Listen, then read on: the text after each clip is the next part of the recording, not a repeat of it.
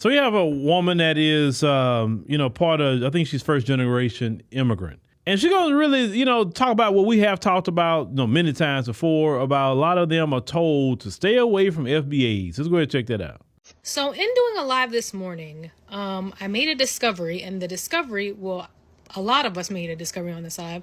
The discovery is that foundational Black Americans, ADOS, Black Americans, whatever you personally refer to yourself as, are not aware of the campaign against you when it comes to Black immigrants coming in this country. In other words, you don't know, Black Americans aren't aware of the campaign against them when it comes to immigrants coming in, as far as like white supremacists and other foundational groups that have proximity to whiteness. A lot of us, when we come here, are told a lot of negative things in this campaign, which is to stay away from them, not to date Black Americans, they're lazy, inherently violent, uneducated, things that we ourselves, I don't believe, and so on and so forth. And I think, and this happens especially when we're receiving accolades, right? When we're doing anything positive, it's always this quest to try to figure out, how is this person accomplishing this? When I bought my first house, I remember in the closing room being asked, like, you're not regular, you're not regular Black, right? Like, you're from somewhere else. I was 30. And throughout my life, that has been the theme. Anytime I've accomplished something, it's like to try to separate it from foundational Black Americans. Like, the reason this person accomplished this is because they're Haitian or African or Jamaican. And I guess in my quest to try to separate or to try to stop that or divide from that, I just started doing the whole, we're all the same. We're all the same thing, because I personally do not like to be tokenized. Like, I think it's weird. It's uncomfortable. I think it's whack. And truth be told, I accomplished the things that I've accomplished, like from getting my master's to being able to purchase multiple properties to doing different things because I'm in this country. So it kind of bothers me to be a part of the campaign against, the FBA. In me doing that, I've kind of chosen to assimilate and say, I'm a Black American of Haitian descent. And I realize now that that's offended a lot of people, and I can apologize for that, because that wasn't my intent. Because truth be told, it is easier in terms of white supremacy to navigate being an immigrant. Honestly, I'm saying that wholeheartedly. And I don't want that type of privilege and tokenization. But I realized in saying it this morning, so many foundational Black Americans were like, that's not true. That doesn't happen. So I really would like for all of my Caribbean people, all my foreigners, to speak up. Have you, throughout your life, specifically Black immigrants, but any immigrant can chime in on this. Have you been present or received negative information about foundational Black Americans when entering this country and throughout your life in this country? Please let me know. And please let me know what you've heard. I want honest opinions, because I really want it to be understood, the divisiveness and who's creating the divisiveness. Y'all have a great day. Now, the point I have, this is the issue I have. You telling each other to stay away from FBAs, but you never tell each other to stay away from them folks. Them folks colonized a lot of your lands. If you're in the Caribbean, them folks had you enslaved. But FBAs is the people that you need to stay away from.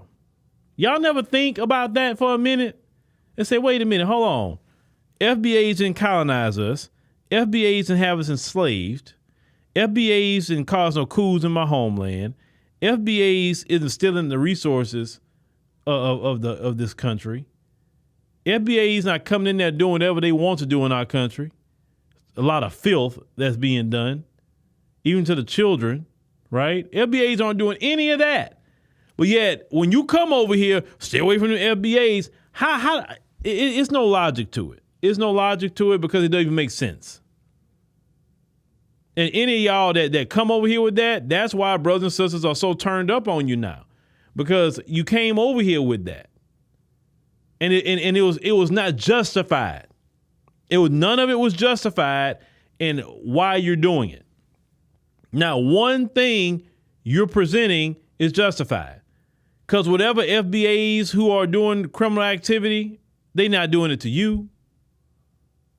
A lot of y'all ain't met them. And when it comes to criminal activity in the black community, that's only really in the low income. Once black folks get to middle class and up, crime is just about non-existent in the black community. You don't have middle class black people or upper class black people sitting up here just out here committing crimes. That just really don't happen.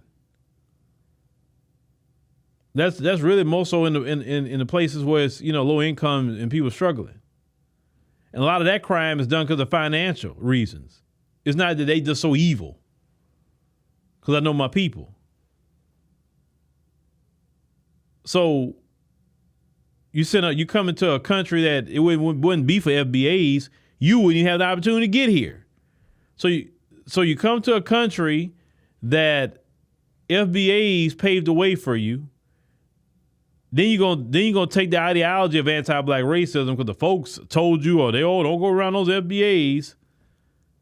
It's silly. And the only reason you're starting to hear more and more of these videos come out now is because FBAs didn't delineate it.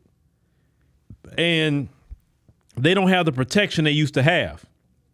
See, prior to delineation, if anything happened to any immigrant from the diaspora, hey, all FBAs get around them and say, hey, they black like us, right? Hey, we need to protect them. But ever since delineation, and everybody like, what did he do? Where he from? Oh, okay, well, shoot, he ain't one of us. They say they better stay away from the Akata and everything else, right? Now, then, hey, handle that. Since you talking about you're better, your community is better, handle that. And now they not like, hey man, y'all we brothers. We are the same. Look, do a DNA test. You will see we are the same. Oh well, why we wasn't the same before Trump and everybody got in? Why were we the same then? And of course, we're not saying all, but we're talking about the ones who have that ideology and anti-FBA sentiment. Why weren't we brothers back then and sisters? That's a question you have to ask. And because FBAs have delineated, now all of a sudden it's divisive, but it wasn't divisive when you were saying you don't want to be around us, you're not part of us and all that. That wasn't divisive at all. But FBAs talk about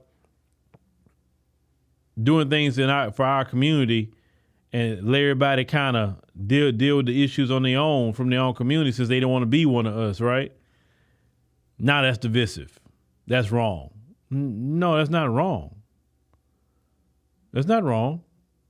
It'd have been wrong if we'd have been that way and then everybody from the diaspora that comes over here would have been, hey, I want to unify, I want to do this, I want to do that. If you wanted to unify, you should have did that a long time ago. No, but y'all wanted to side with the folks. Because you thought you was going to get more out of America by siding with the folks. And them folks are letting everybody know right now, hey, if you're not white, we ain't rocking with you like that. And that's the biggest issue that the immigrants got right now. All of them. They all got that problem. They thought they was in there. They thought they was in the club with the folks. They're like, we got to tighten up these ranks. These numbers starting to get a little too low. We can't be having all these people around us like that. So that excuse about, oh, well, they didn't, my parents told us this or whatever. Nobody hearing that excuse no more. At this stage in the game, y'all better just try your best